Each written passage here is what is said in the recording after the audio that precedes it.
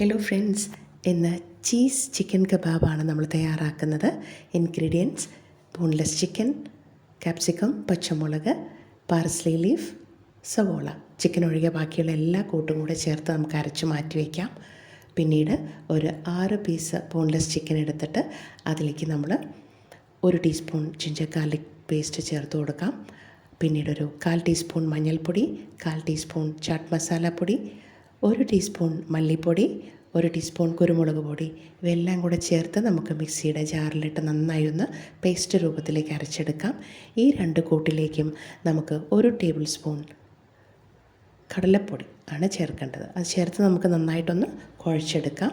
അതിലേക്ക് ആവശ്യത്തിനുള്ള ഉപ്പും 1 സ്ലൈസ് ചീസ് പീസസും കൂടെ ചേർത്ത് നന്നായി കുഴച്ച് നമുക്ക് ഇഷ്ടമുള്ള ഒരു ഷേപ്പിലേക്ക് അതിനെ മാറ്റിയെടുക്കാം.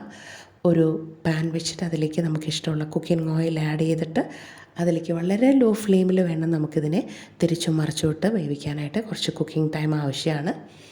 ഇത് നമുക്ക് സോസിൻ്റെ കൂടെയോ ടൊമാറ്റോ സോസോ അല്ലെങ്കിൽ മയോണൈസോ കൂടെ ചേർത്ത് കഴിക്കാം. എല്ലാവരും ട്രൈ ചെയ്യണേ.